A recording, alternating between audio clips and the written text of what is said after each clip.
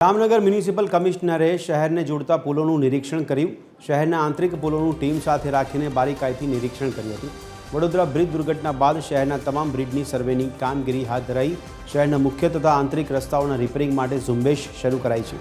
Municipal કમિશનરે project and planning શાખાને સૂચના આપી છે. સિવિલ શાખા, ભૂગર્ભ ગટર શાખા, વોટર વર્ક્સ શાખાને સૂચના આપી છે. કમિશનરે જામનગર શહેરને જોડતા દરેક એન્ટ્રી પોઈન્ટના બ્રિજનું સર્વેક્ષણ હાથ ધર્યું.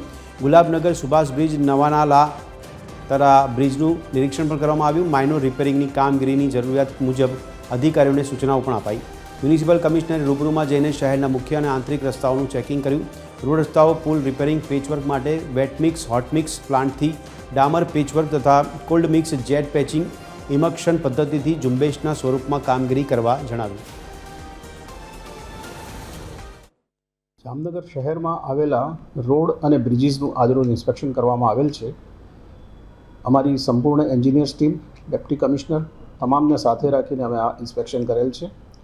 એમાં રોડ પર અત્યારે જે હોટમિક્સ પ્લાન્ટ શક્ય નથી, પરંતુ એ પણ 1-2 દિવસમાં શરૂ થઈ જશે. એટલે હોટમિક્સ પ્લાન્ટની મદદથી આપણે ડામરનું કામ પણ કરી શકીશું. 4 દિવસની અંદર સંપૂર્ણપણે પૂર્ણ કરવામાં આવશે. કદાચ હોટમિક્સ પેવર પ્લાન્ટ આજકાલમાં શરૂ થાય તો આગામી 3 થી 4 દિવસમાં આની ઉપર ડામર ફેરવીને પણ રસ્તાને શક્ય એટલો વધારે સારો બનાવવામાં આવશે.